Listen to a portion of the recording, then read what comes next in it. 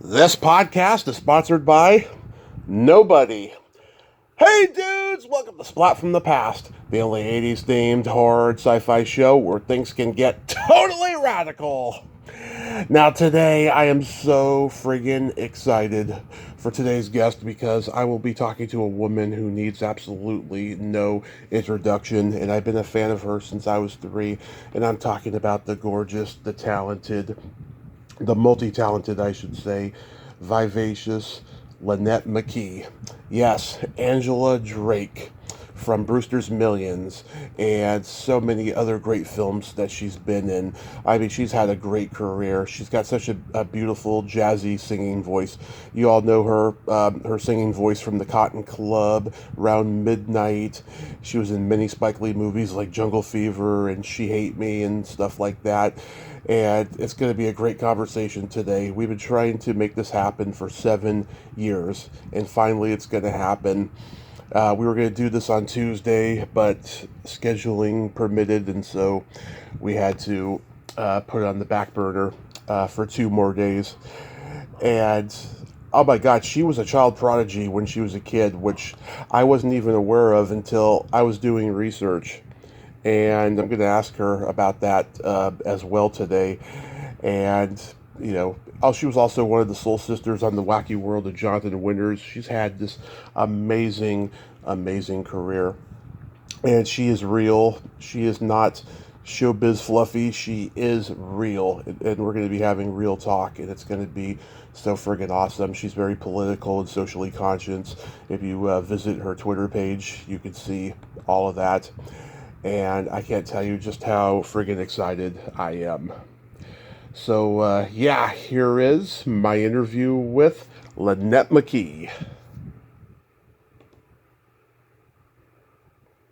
Hello. Hey, Lonette, welcome to the show. How are you today?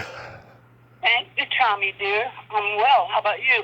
I am fantastic. I'm so glad we could finally make this happen. Thank you so much for taking the time today, because I've been a fan forever.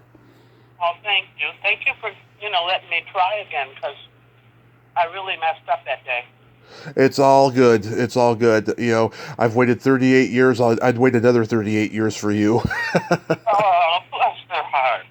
So, going back in time, I knew that your sister Kathy was an actress and a performer, and that I had no idea you were a child prodigy in singing and songwriting and playing keyboards. Like, what age did that start? I started my music when I was about 5 or 6 years old. Mm-hmm. Then I cut my first record when I was 14. Right. It became an instant regional hit. And the rest is kind of history. Then I went into acting, and at that time, don't ask me why this was the rule. It was such a piece of rule. Mm-hmm. But at that time, the powers that be really wanted you to make a decision about what you were going to be, what field are you in. They didn't see mixing them as a reality, which of course it was. And then we had Prince, and we had Michael Jackson, and it went on and on and on, and we had all these people who could cross into other mediums. Right. And they were very successful at it. But for whatever the reason, they didn't want me to do it, and they were like, well, what are you? Are you an actress? Are you a composer? Are you a singer? And I said, well, why can't I be all those things? If I do them well, if I'm proficient, why can't I be all of it? But anyway, I ended up being all of it.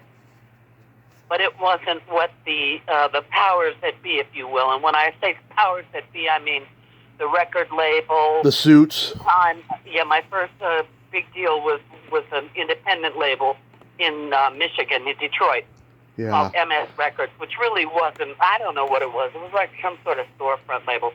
But then right after that, I signed with Clarence Avant on Sussex Records. And it was still pretty much the same deal. It was like, well, honey, are you an actress, or are you in the music business? I said, I'm both. Yeah. And I'm good at both. So why shouldn't I be able? But anyway, that's neither here nor there. That's water under the bridge. Yeah. So, like, oh my God, being that you were that young, like, what kept you going? Did you have parents' support? Yeah, well, my mom was she was the quintessential showbiz mom. Mm-hmm. She would have cut off her own right arm to make sure I was able to go on stage. Wow. And that has its own built-in good things and bad things. You know what I mean? It's Yeah. like a backstage mom is not, it's just not, I don't know. If I had kids, which I don't, Mm-hmm. but if I did, and they did absolutely show proficiency in some area of the entertainment field, I would be like, do it all, man. Do anything that you're good at. What do you want to do? You want to study dance? You want to study ballet? You want to study an instrument? Yeah. You want to, I'd be like, do it. You got to do it all nowadays. Right. In my day, no, not so much. Yeah, there was also that thing where like you had to be either a TV actor or a movie actor. You couldn't do both, and if you did both, you were going to be cast in some B movies. Totally. We were film snobs. I was a film snob. Mm-hmm. I was down on television. I didn't want to do TV. Yeah. Even though that's how I really, super started my professional career, was with another girl, that Greg Garrison, who was the producer of the Dean Martin show, and Right. Dingling Sisters, and he had those girls, the gold diggers. Anyway, he wanted to start this little group with myself and another girl, Michelle Delabob, who I'm still friends with all these years later. Yeah. And he called us the Soul Sisters.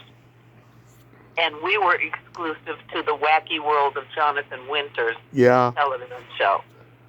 And we danced and sang with all the guest stars on the show. We were regulars, but guest stars came in every week. So I got to meet a lot of wonderful legends and work with them.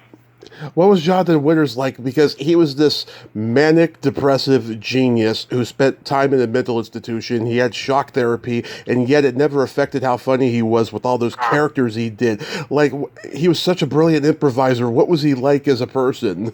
He was a little bit odd. Yeah. He was, as most geniuses are, a little bit in his own world, and that's okay. That's perfectly all right, because I was used to being around geniuses and legends. My older sister, Kathy, was working with Sammy Davis for 8 years on the road. So I got to sit backstage many, many nights a week and watch Sammy work. Yeah. And I remember even Sammy, before a performance, would cloister himself away in the wing of the theater, wherever we were. Yeah. He would cloister himself away right before he went on stage to pull himself together. And it's like, people think, well, when I say people, that's such a gross generalization, but as a rule, people who are not on stage and not on the air and not in the industry don't have a clue how hard it is to do what we do. Right. You know, they don't know about warming up your voice, if you're a dancer, warming up your muscles before you go on stage, because if you catch a cramp, that's it, it's over. Right. It's like a swimmer. You know, if you get a cramp in the water, that's how people drown. Mm-hmm. I used to wonder, how does a person drown?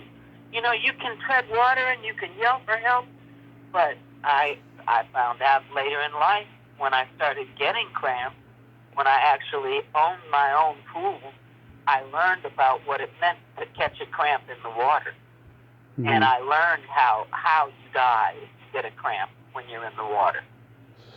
And also, too, some people can't swim. Huh?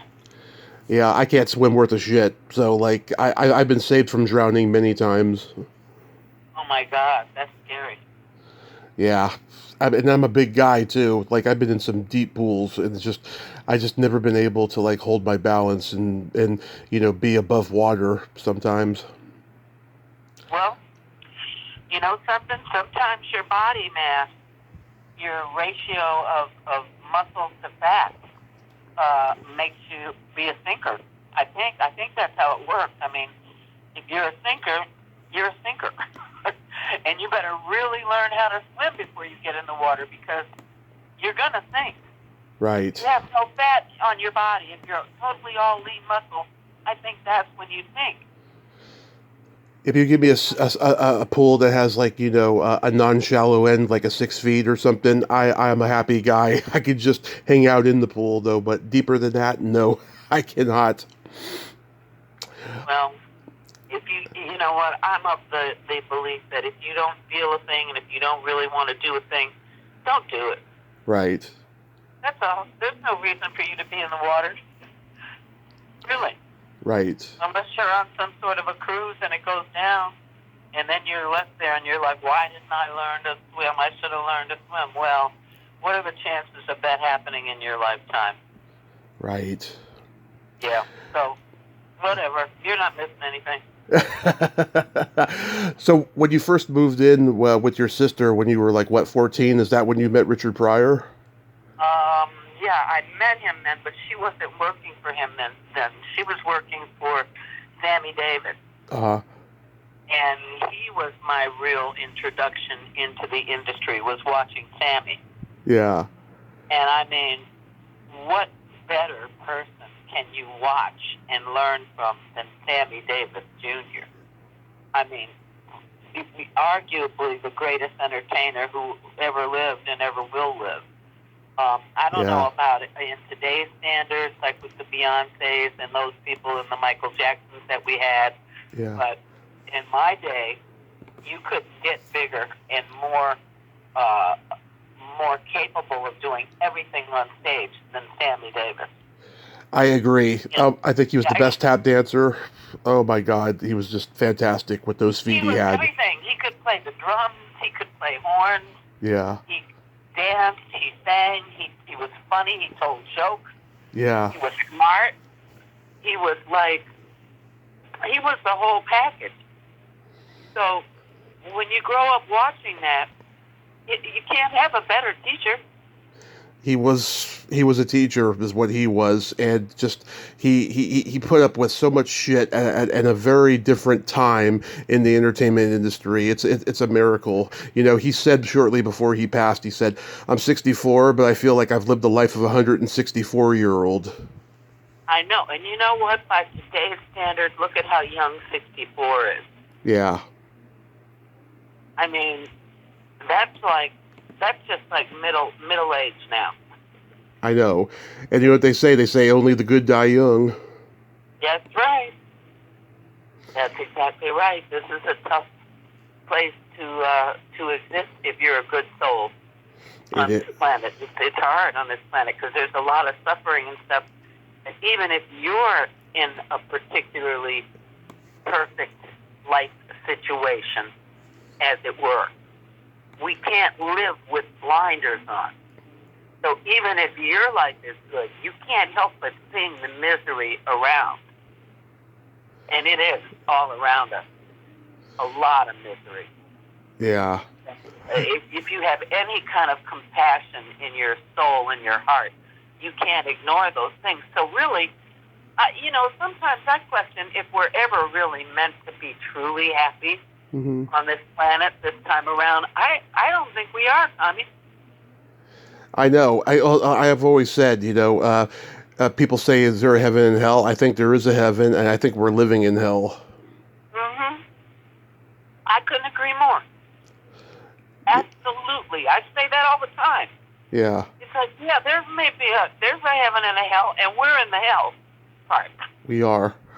Yeah, there's something here I think we're supposed to learn and take away with us, and until we learn that, we may have to keep coming back.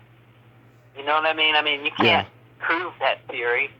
At least I certainly wouldn't know how to prove it, but I think that's the reality, is that this is the hell, and there's some stuff we got to learn. Otherwise, we're coming back. Yeah, because we see people needlessly suffering, but we also see people needlessly happy, and we're wondering why they're so happy, and we know why, because they're not good people.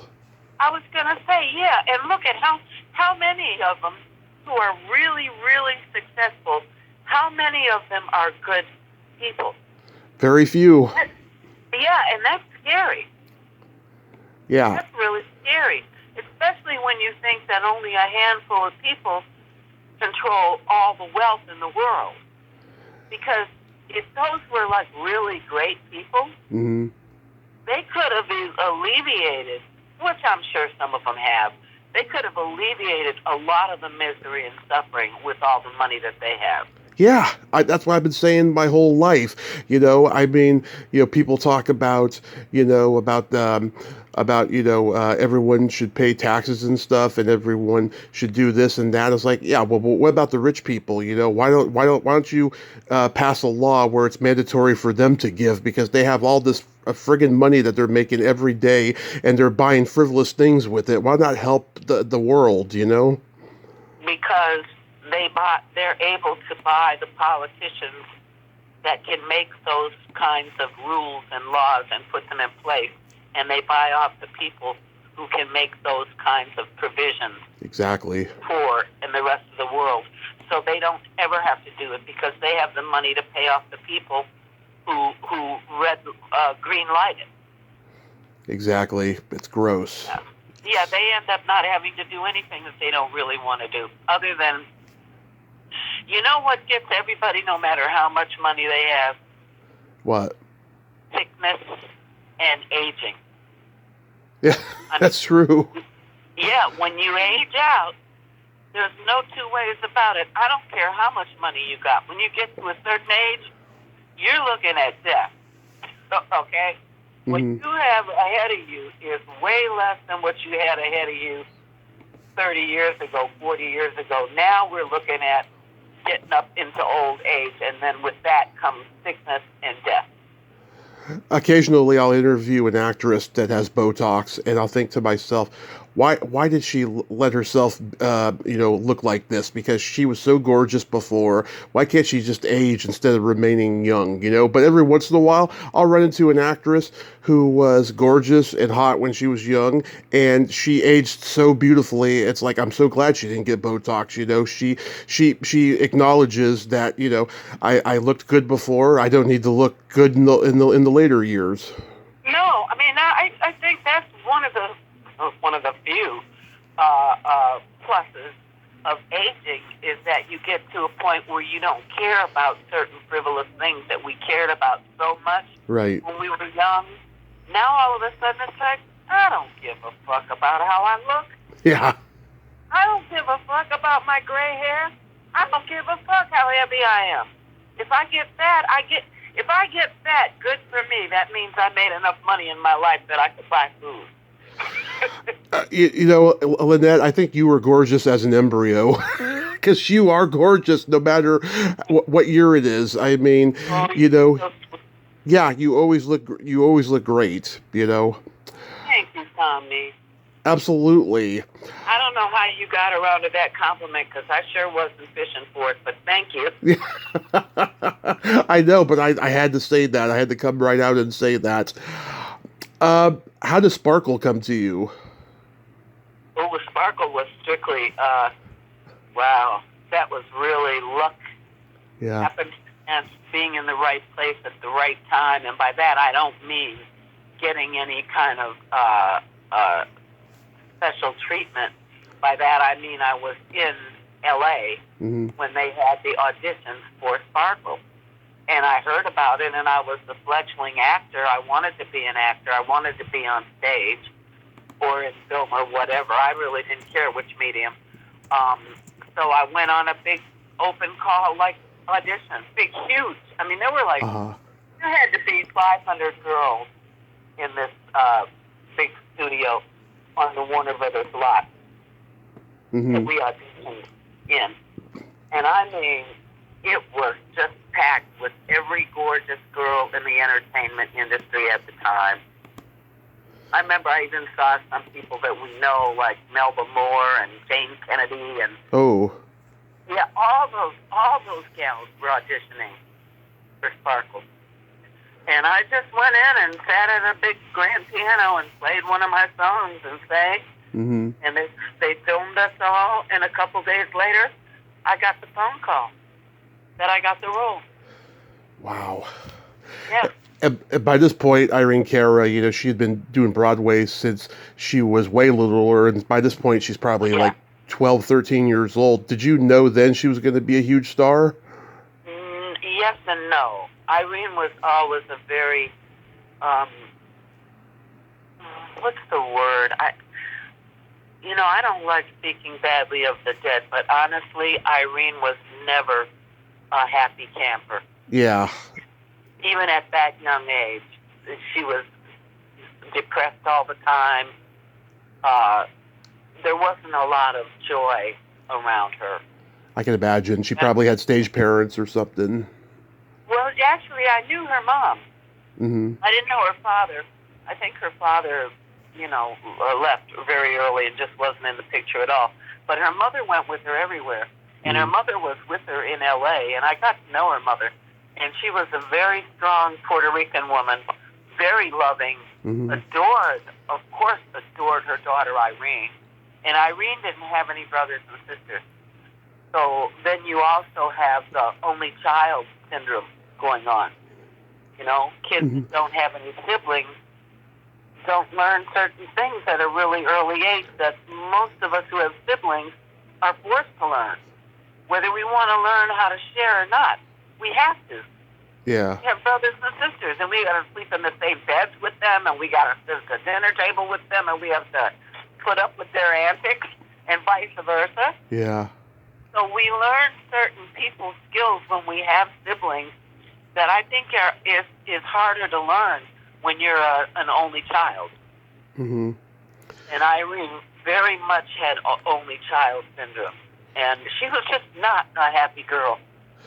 Yeah, she probably wasn't around other girls her own age, and she just probably wanted to be a kid. Totally. I remember when I met her, as you said, I knew that she had done a lot of stuff. And I always got the feeling when I was in her presence that she knew so much more than me about the business. Mm-hmm. She was so much more savvy about it and knowing about all the ins and outs of it. I felt like a total newbie around her, and she was the younger one, and I was older than her, but I felt like I was the younger one. Right. But then you get to learn that in our business, you never really learn at all. Yeah. There's no there's no handbook that we can buy how to become famous or how to become a star or how to make it work in the entertainment industry. There is no book for that. Yeah. Matter of fact, I should write it. How to be in the entertainment industry if you're a dummy. Yeah. Yeah. I mean, they got all those other for dummy books. Why not, Showbiz for Dummies? Exactly. Oh my God, that's crazy.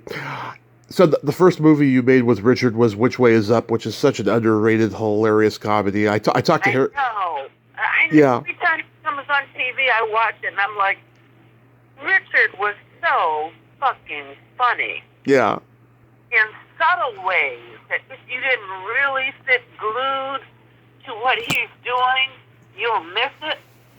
But he was so subtly, brilliantly funny. Yeah. And there's another case of a very not happy person when you knew him. Right. For real. You know what I mean? He was no jokester. He didn't go around making you laugh. Right. It's interesting. Most comics that I've met are very unhappy people in real life. Mm-hmm. Was Freddie Prinze unhappy? Yes. He was also very deeply depressed and very deeply disturbed young man. And I was thinking about him the other day and about us, and I was thinking how very young we were at that time.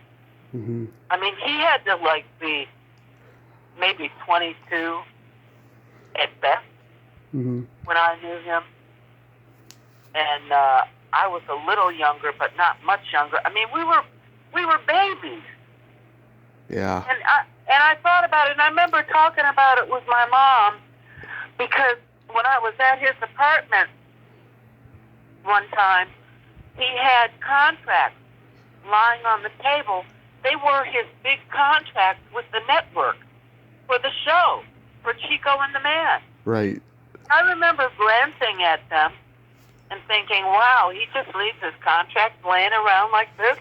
Yeah. And I had been in the business long enough myself to know what a contract was. So, I mean, I could differentiate it and look at it and see it was his contract with NBC or whatever network it was. And I remember telling my mother, and she's like, they were just laying there? And I was like, yeah, I wasn't snooping. They were just right there on the table where the record player is. Yeah. So, you know, it's like you have to be really young to get in the industry, but yet we're really too young to be in the industry. Well, that's what they want. They want someone who's naive that they can fool. That's right. They want young and dumb. Yeah. And then the moment that you're old enough and mature, they're like, bye-bye, you're no longer needed because you're gonna expose us. And they often do. That's right. Or they just naturally age out when they're no longer young and gorgeous. Mm-hmm. They don't want them anymore because they're just not gorgeous enough anymore. Yeah. And it's also, there's a lot of cynicism in it. It's a very sinister industry and very sad, and it produces a lot of really sad, forlorn, empty, lonely people. It is, yeah. I mean, that's what I've learned the last 7 years doing the podcast. I've talked to people who have, mental issues because the business fucked them up. I've talked to people, who went down that drug rabbit hole and never quite recovered from it. I mean, I've learned the darkest of the dark, I will tell you. Yeah, I know. I'm sure you have. I'm sure you have, and I've seen a big chunk of it myself.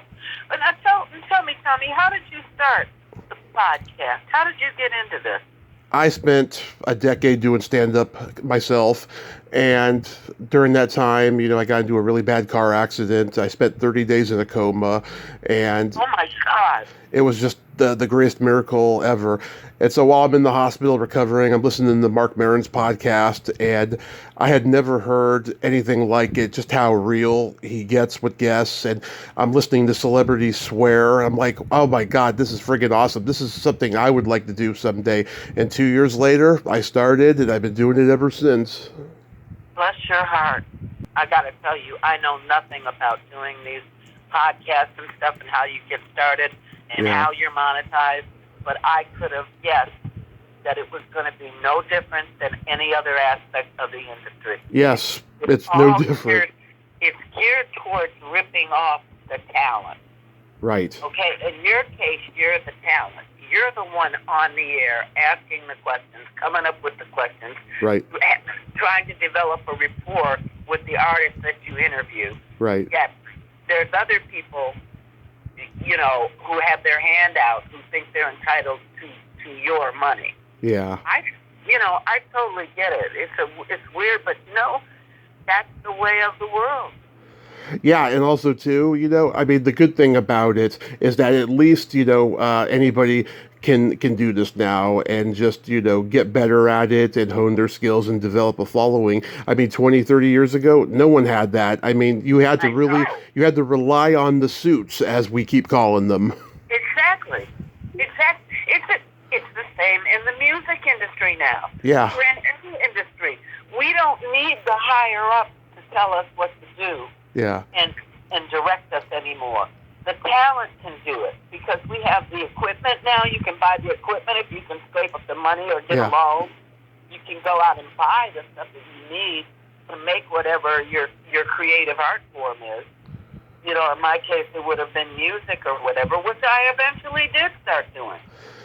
And you grow out of wanting to be on somebody's label and wanting to be dictated to what to do, especially if you're proficient at a thing. You get to a point where you're like, I don't need you to tell me what to sing, what songs to do, or how to do my act when I'm on stage. Yeah, and also too, the Rolling Stones are on tour because they don't make any money on record sales, so they gotta make money on the road, and they're 80 years old. I know. That's what's really scary. It's like super, super mega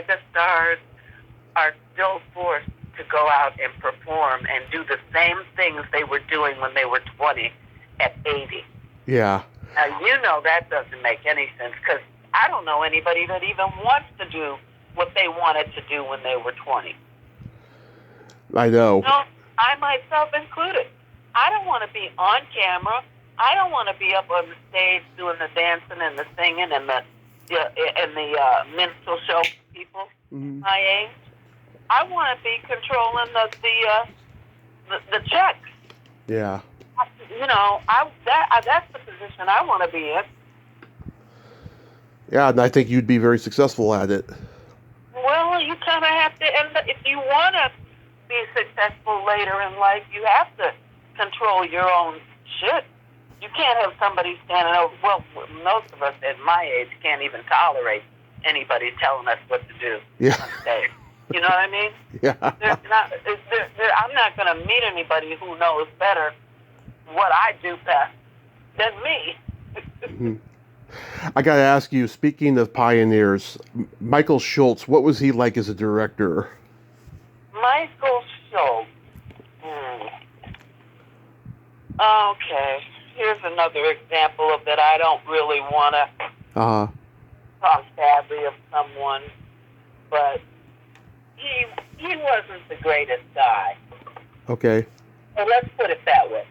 And early on in the shoot, I think before we even started shooting, he was a mind game player. Okay. And I remember learning that his wife wanted my role in that movie.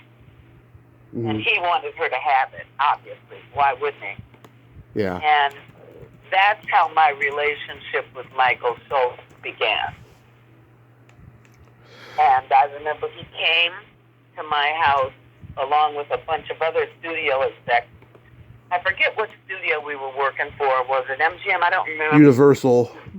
Okay. You're right. Right. It was the Universal guys that came. I was living in a house in the Valley with my sister, and I remember I had my keyboard set up, and all these guys streamed in and crammed into my little music room in the back and listened to me play keyboard, because my manager at the time was lobbying for me to write the theme music to the movie. And they all had to stream in and listen to me play and sing. And they did. I didn't get it, but they all came. They all showed up. And I remember Michael was such a... How do I describe Michael Schultz? He was a nasty, bourgeois black snob. Yeah, he came from theater. I know that about him. Yeah, well, he was just a nasty person. He was not a kind, magnanimous, warm person. At least not to me. Obviously, though, he got along with Richard because he cast him in, like, several movies. I believe they got along. But, you know, it's really funny. I used to sit back and watch Richard from about the time I was 12 years old. Yeah. I had known him a really long time. I was a kid, like a super kid, when I met Richard. So I got to sit in his home and watch people stream in and out, and watch how they kissed his butt, and watch what happened when you become a big star. Because I had also been up to his house before he became a big star. Freddie Prinze took me up to his house one night. Yeah. And we ended up sitting up there playing cards all night long. Really, literally. I didn't get home till like noon the next day. And I was at Richard and Patricia's house all night with them. And I got to see a lot of stuff. I really did. I got to see a lot of stuff. But what was your question? I lost your question. Oh, about working with Michael Schultz, but obviously it wasn't a pleasant experience. Oh, no, not for me. It was not. Not at all. I basically couldn't stand it. Yeah. Yeah. And he showed me no kindness.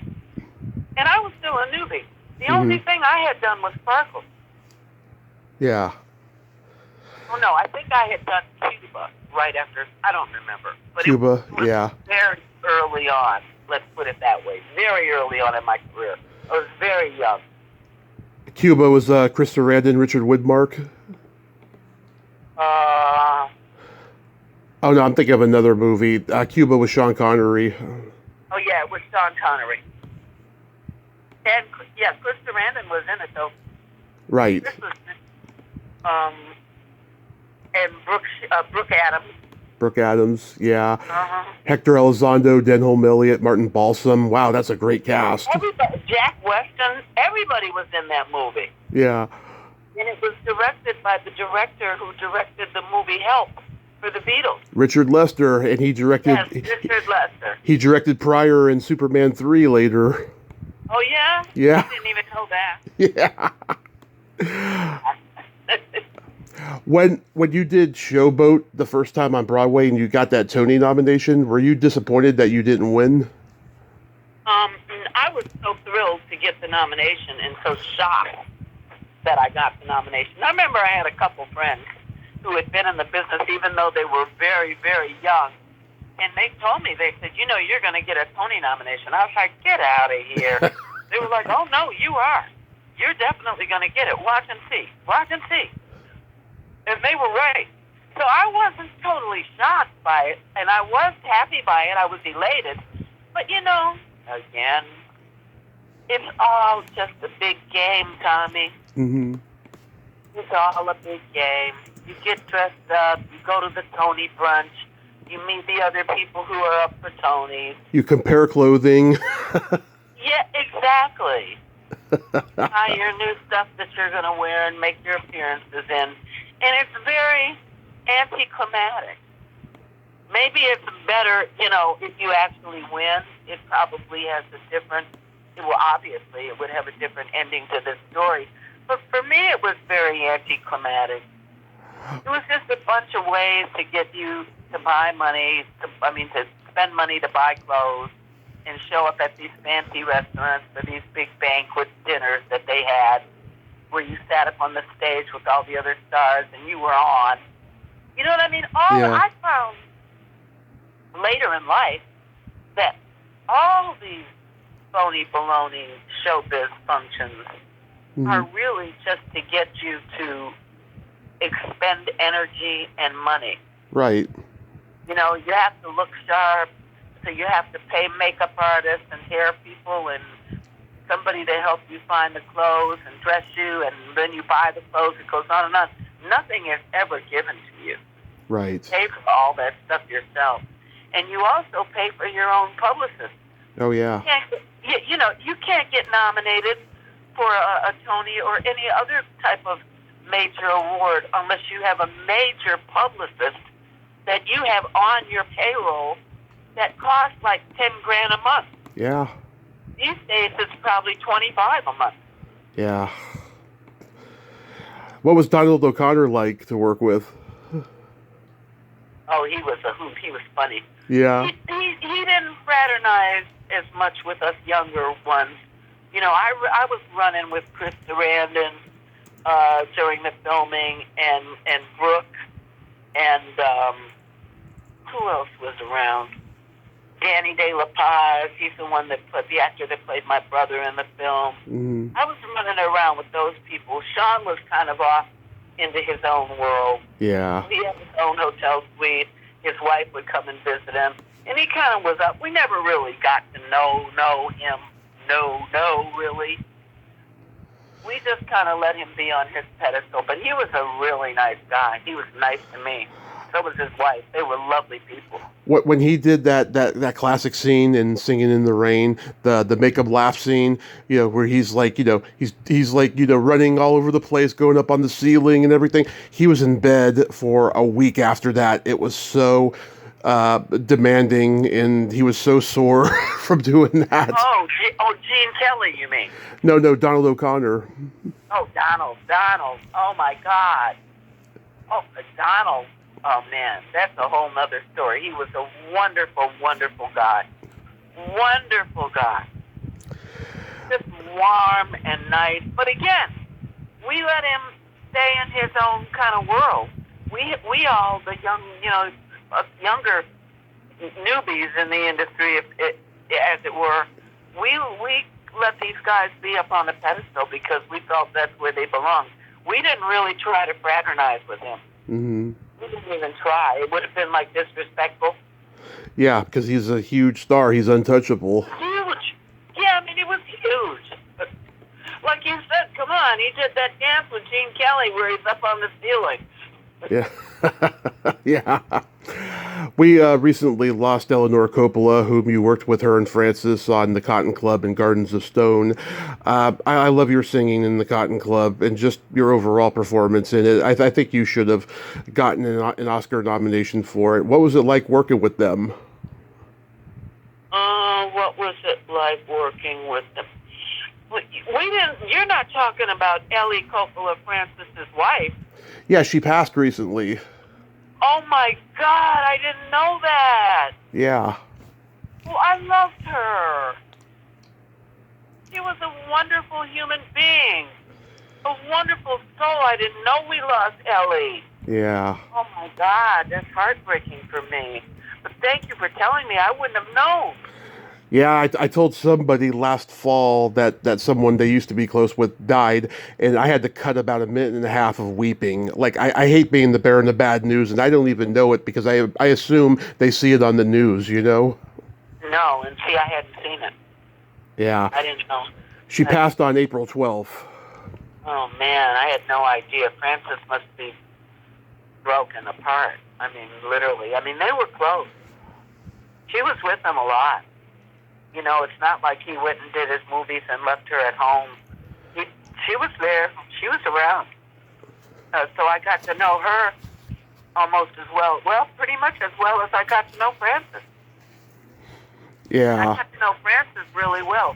He took a shine to Gregory and I, and we used to spend our time in between takes in Francis's trailer. Mm-hmm. That's kind of unheard of on a movie set. Oh, yeah, with a director? Yeah, because he's usually, setting up the next shot. Exactly. You don't spend a lot of private time with him, but I remember we spent a lot of time with Francis smoking weed. Love it. Love it. Gregory and Francis and I smoking weed in Francis's trailer. Love it. Oh, God, Gregory Hines, he was another underrated genius. And I heard that there was going to be a documentary about him, but I think it's on the back burner because his brother passed recently. Maurice passed, too? Yeah. Oh, my God. You're bringing me all kind of stuff I didn't know. As far as I know, those are the only ones I can think of recently who passed. But, was a sweetheart, too. Yeah, I mean, Sweet person. Yeah, it's like when he passed about 20 years ago, it just seems like, there wasn't a whole lot of blow up about it, Well, that whole family was a wonderful low key, even though like totally showbiz family. They were just real. They were real people. My husband at the time, spent a lot of evenings over Gregory and Pam's house. She would cook and make these fabulous big meals, and we would pile over there and eat and watch movies and smoke weed. I didn't even know that he was a pothead. That's so awesome to know that. My God, Gregory was the biggest pothead I ever knew. Love it. Oh, my God. So I'm about to tell you a story that literally I've never told anybody before, and I've waited 38 years to tell you this, and I've had like 3 people on from Brewster's Millions, and I never even told them this story. I wanted to save it for you. Good, okay. My grandfather died in the summer of 1986 when I was 3. We were very close, and I remember him a lot. And when he passed, Brewster's Millions was on HBO every day that summer, and I would always watch it. Hugh Cronin reminded me of my grandfather in the movie when he says, "But if you fail, you don't get diddly." And my dad and I still watch the movie over and over again to this day, and we quote the lines, and it's an important movie in my life because of that sadness of losing my grandfather. And you were just so wonderful, so beautiful, and so funny in it. You're really great at comedy, Lonette. Oh, bless your heart. I always thought I would. Well, the people that know me on a personal level, they know I'm a buffoon in real life. Yeah. I'm always doing stupid, silly, funny stuff. I don't care about being a clown. I love to laugh, and I love to make people laugh. And it's funny that you say that because very few professional people that I've dealt with have ever known or realized that I was funny. Mm-hmm. That's one of my things is I'm a clown. Yeah, I've talked to Peter Jason, Archie Hahn, and Marina Anderson, and I all told them that the movie was a staple starting at the age of 3, but never that story. I wanted to save it all for you. Oh. And that's why that movie means a lot to me, you know, and just every time I watch it, it takes me back to that first time when I was 3. Oh, but it's so nice that you have memories from when you were 3. I remember stuff starting at least a year in. I mean, I'm not Mary Lou Henner. I can't remember every waking moment of my life, but I remember a lot of stuff, especially when it comes to entertainment. And that's why I'm doing the podcast now, because it was that emotional to me. Wow. That's really something. Well, you at least constructively found a real positive outlet for it, for your memories. Absolutely, you know, it's been so profound to me. And I think this was Richard's best performance. It's a performance that Jimmy Stewart could have done. He's so good in it. Yeah, I agree. The scene where you two are in the car and Conrad Janis hits the bumper, it's so hilarious the way he starts faking the injury to get the money. And you were surrounded by all these funny men. You had John Candy, Yakov Smirnoff, David Wohl, and Joe Grafossi. A lot of great people. I know. I remember very, very well. I remember, and I fit right in with them when we weren't shooting. Yeah. I was as big a clown and as big a buffoon as all of them. And I remember where we used to hang out, ironically, was in John Candy's trailer.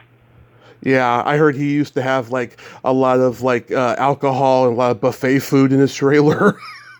Yeah, he did. He did. Of course, we couldn't really. When you're doing a film, you can't drink. You can't be high. Mm-hmm. You got to be really too much on your game. But there's nothing wrong with being around it. And I mean, if you can handle it, yeah, you can drink and then go on camera and not look and act like you've been drinking. Okay, good. More power to you.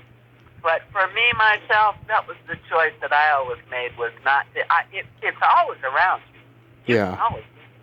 Because even if you're not hanging out in a trailer where somebody has it like on a buffet, as you say, you can send runners out. There's people on those movie sets that are assigned. You probably know this.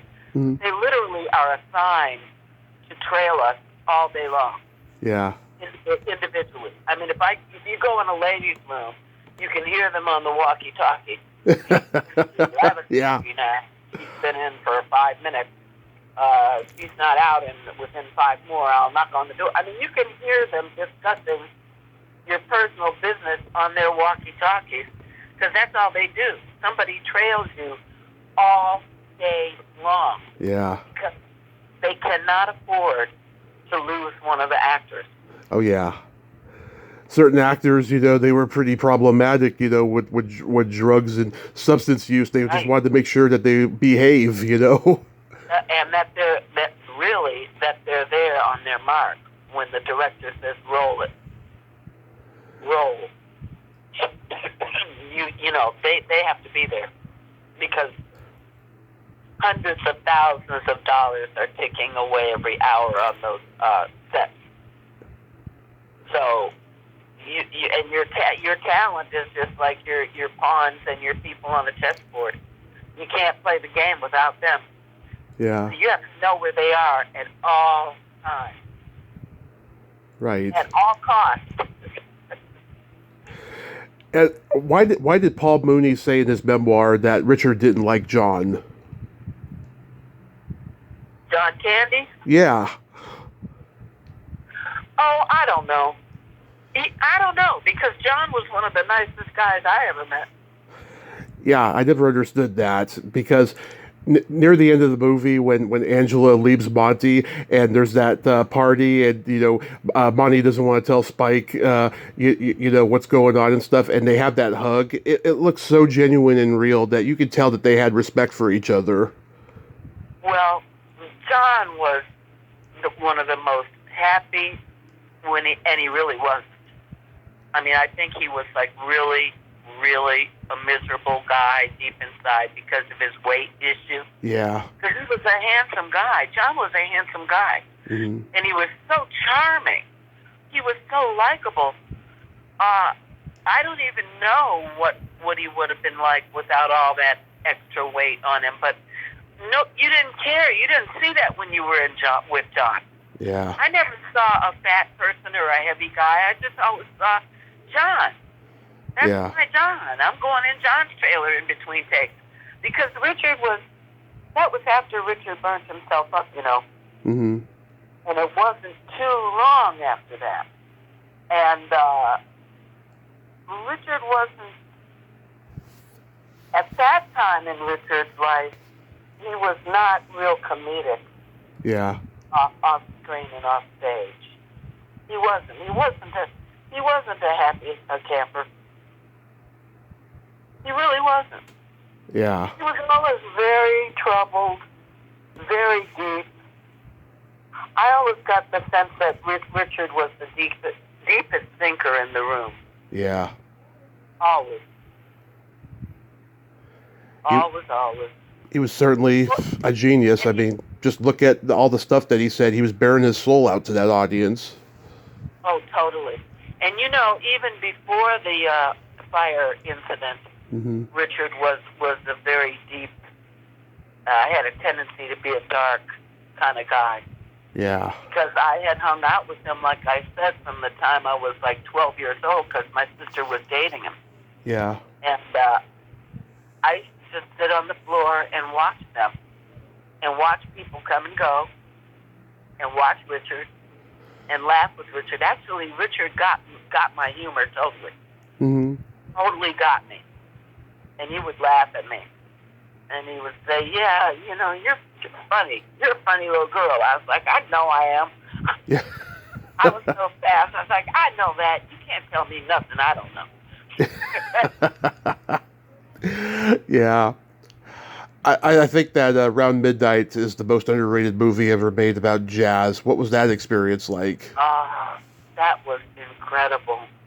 We were in Paris making a movie with Bertrand Tavernier. I mean, it was and there I was singing with Dexter Gordon.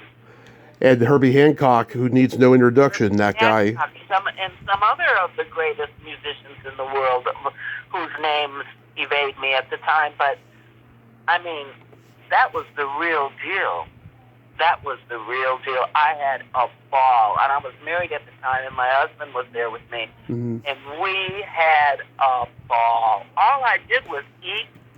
And they always start, when you do a movie in Europe, mm-hmm. you're not on the set at 5 a.m. like you are here in the States. You're not in the hair and makeup trailer by 6. Mm-hmm. You don't do that over there. You don't have to be at work until like 9 or 10. And then they break for lunch, and it's a 3-hour lunch. It's all about being happy in Europe as compared to here. Mm-hmm. We don't have that work ethic going on here that they did over there, where here everything has to be your nose to the grindstone, no cutting up, no laughing, no giggling. Yeah. And I am the giggler. If you start me on camera or on stage, it's over. It's over.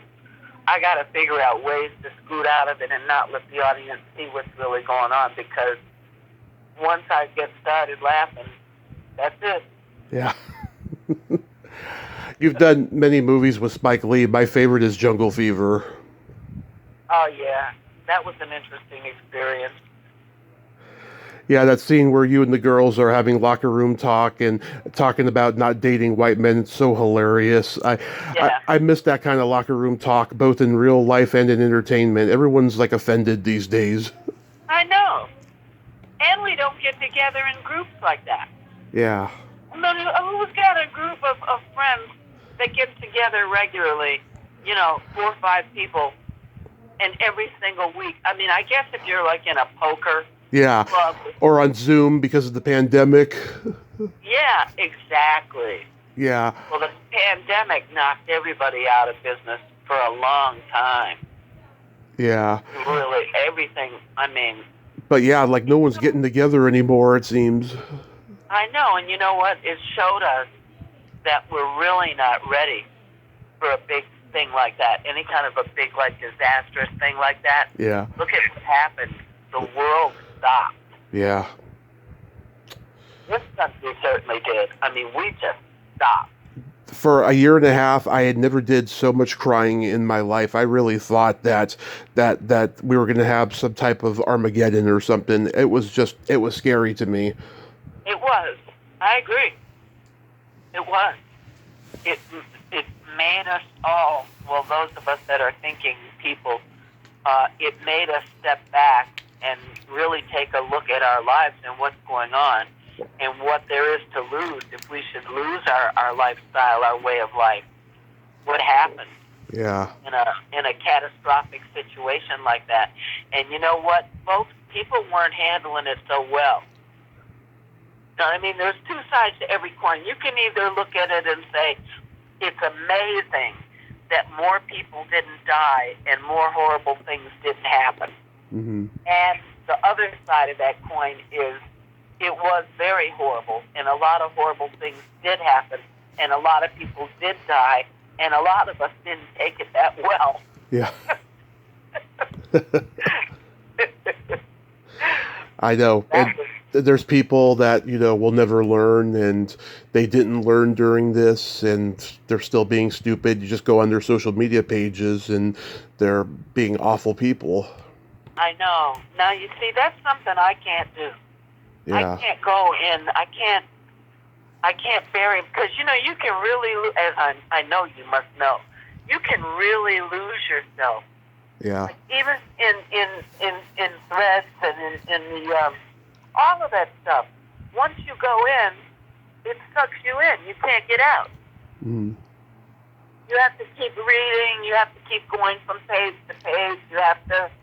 It's the way they're doing magazine articles nowadays. Mm-hmm. They have the thing underlined, and you got to keep clicking the links because you got to keep going deeper, deeper, deeper. They keep sucking you deeper, deeper into the story, whatever it is. Right. You can't get out of it. Yeah, it's very tricky. It's very insane. I just hope we bounce back from this since we're in an election year. I know. That's really spooky. Yeah. That's a whole nother really super spooky subject. God. So I'm curious, how's your health these days? Because I remember when I first emailed you back in 2017, I think you told me you had just had an accident or something. Let's see. Yes, I believe. No, let me see. 2017. I had a bad car accident. I'm trying to think. Was 2017 the year? No, I think it was a couple of years before 2017. But I do think I had some repercussive things after the accident. It took me quite a while to get totally back on my feet. And still, I have things that aren't quite working properly because I had subsequent issues from the accident. Like I developed, I don't know if you've ever heard of this thing called RSD. RSP? Yeah, RSD. No. I'm trying to think what that stands for. So stupid to say the letters and not know what they stand for. But it's reflex syndrome of, it's weird. Yeah. But it's a very rare thing that happens to you if you've had a traumatic injury, Mm-hmm. and it's a limb or some limbs on your body were subjected to extreme trauma. This secondary thing kicks in your brain. Your brain will not let the injury actually heal. it heals, but the pain doesn't. So you're in rehab, right? You're in this physical rehab therapy. Mm-hmm. They're trying to get you to use your hand and your arm and your this and your that, and there's nothing physically to look at it. It's not, the wound isn't still open. There's no blood or anything that you can see, but there's so much pain in the area that you cannot use the limb. Well, anyway, long story short, after my car accident, I got that. I had that. And I had to be in rehab 5 days a week. Wow. For like 7 months, just to be able to move my left hand and my fingers and make a fist, because I was in such agony. God, I was in the hospital 5.5 months. After I woke up, I was in ICU for another week, and then they took me over to rehab, and my legs weren't healing right away and stuff, and they got really aggressive and mad because they wanted me out of the hospital, and I was like, I gotta stay here, and I gotta recover on my own terms, and eventually I did, and I got out just fine. But that's so interesting that you put it that way, that they do want to kick you out. Yeah. They really do. They don't want you. I guess what happens is at a certain point, they start having a harder time collecting the insurance money. Yes. So when that happens, they don't want anything to do with you anymore. Yes. They want you out of that bed, out of that hospital, go home, do your healing at home, because we don't want you to do it here anymore. We don't want to help you. Right. It's really the health industries and the medical professions, all aspects of it, are like just a huge industry now. It's just a huge business. Yeah. I gotta tell you, I haven't been safe having medical treatment in years because of this, because they're not in the business of healing people. They're in the business of killing people now. Exactly. Well, that's why it's better to go to holistic healers, like acupuncture. Do acupuncture, and you do massage therapy, and you do whatever, water, anything other than strict doctors. The doctors and the surgeons are what you want to stay away from. It's a clusterfuck of epic proportions is what it is. It is. It totally is. It's not about making people well. Death and dying and sickness are huge, huge industries. Mm-hmm. Yep. It's evil. And I guess they want to keep them that way. It is evil. It really is. It's pure evil. Sad. Mm-hmm. So what do you got going on these days? Well, these days I'm enjoying my retirement. Mm-hmm. I'm doing a lot of watching my favorite television movies, trying to get back into writing my memoirs. Oh, I love it. Yeah, I need to write that stuff down before I start forgetting it, Yeah. I know I've been working on my memoir on and off the last 3.5 years, and yeah, I've got like all the stories listed and outlined that I want to put in it and everything. I gotta go back to writing it though. I had to put some really heavy stuff in it 3 years ago, and I just was like, I need to take a break, and that break got pretty long. So this summer I plan on getting back to it. Yeah, sometimes you do have to take a break from your own memories and your own life, looking back at it. Because I think as we get older, we get deeper and wiser, most of us. And some of that stuff probably is hitting hard. And you got to have a respite from it. I don't know how people can sit down and bang out their whole life stories in like 3 months. It's impossible. I don't know how they do it. I've talked to people that it took them 7 years in some cases to do it. Oh, I can see that. Yeah. I can see a 20-year process. Yeah, I think I talked to someone that took 15 years for them to write a book. Yeah, because life gets in the way, and just when they think that things is kind of slowing down, next thing you know, they get super busy. Yeah, and some more stuff happens to you.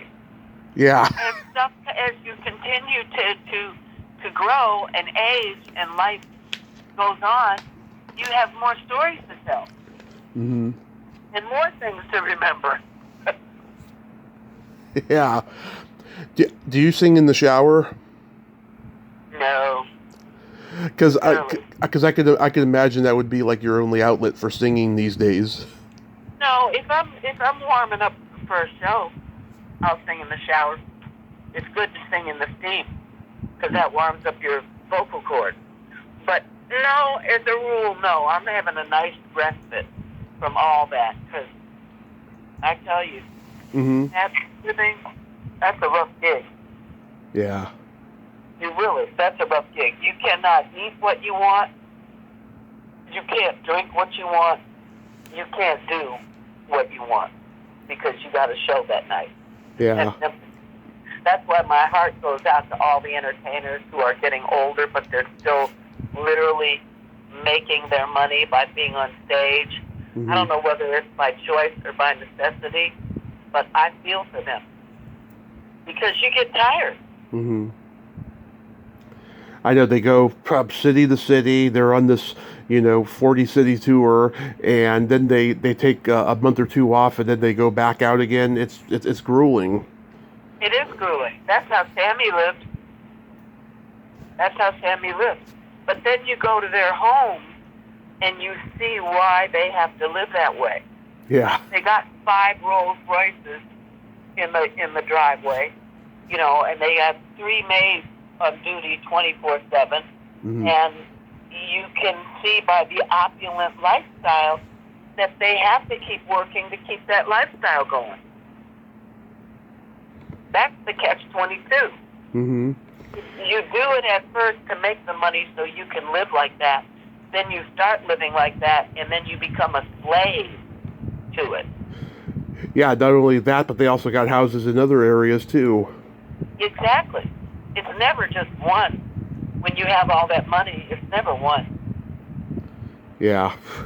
It's crazy. My mother always said, rest her soul, but when she was alive, she always said, the more things you have, Mm-hmm. the more things you have to dust.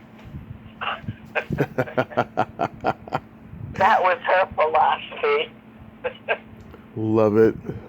Yes. Don't get a lot of things or you're going to spend your life dusting.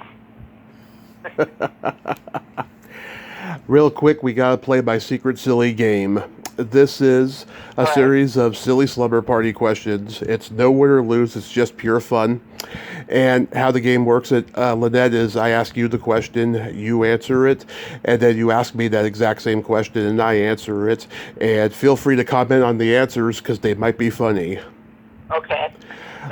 Lonette, are you ticklish? In some spots. Okay. Is it supposed to be a one-word answer?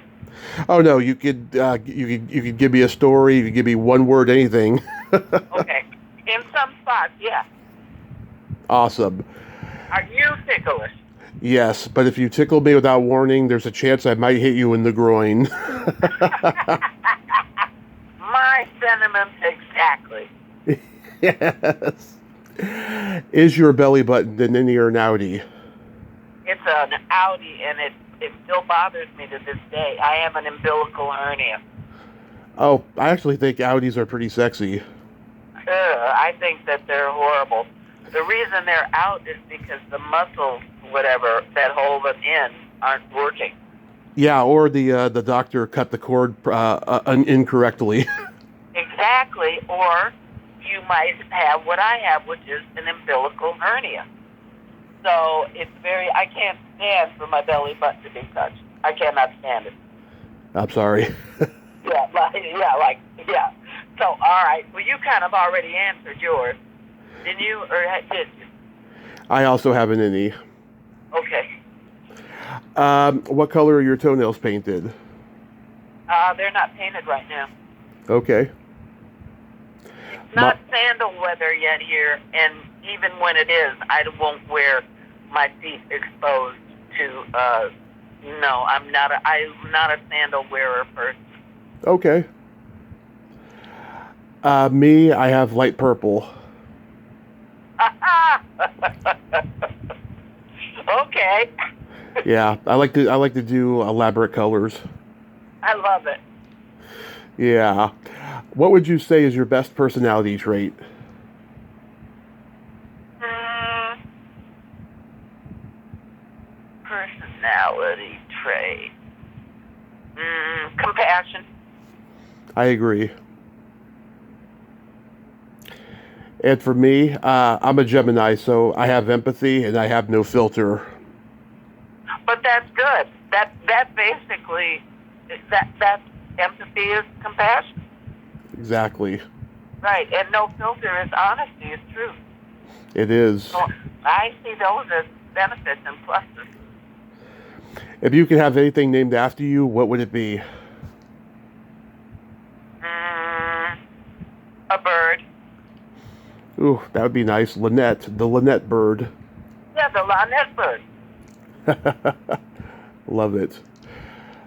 For me, it would be a vibrator. Oh, that's hysterical. That's a good one. Yeah, I would call it I would call it the Tommy Chatsy. I love it. That's a good one, Tommy. Thank you. And then my favorite question, is there a stinky smell that just makes you gag? Oh, it has to be human vomit or excrement of something that comes out of the human body. Those are popular ones, yeah. Yeah, I can't think of anything much stinkier than those. Yeah, for me it's either farts or feet. Well, that works. And that came out of the human body, too. Yeah. The classics.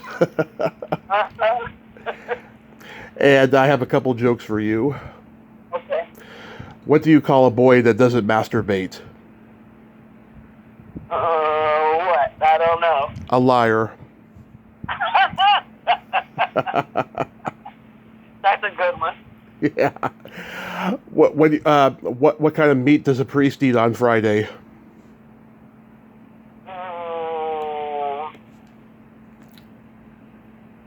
You got me there. None. Oh, that was really funny. Thank you. Thank you. Lonette, this has been a tremendous honor. I'm going to go cry because dreams really do come true. Thank you for such an interesting, thought-provoking, and wonderful interview. Oh, Tommy, thank you for being such a wonderful, thought-provoking interview. Yes, Thank and you. I'll see you on Twitter. And Okay, indeed.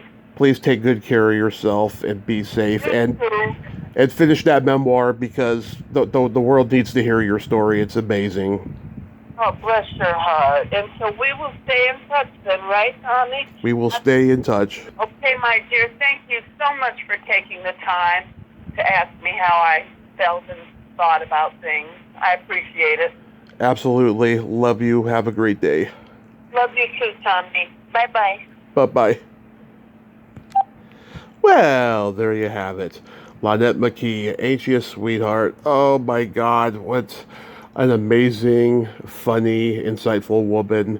And I'm so glad that we could have this talk today. I am just so emotional right now. I got to talk with Angela Drake. I got to be body with her, and we got to be insightful about what's going on in the world and do real talk. It wasn't fluffy like she had requested.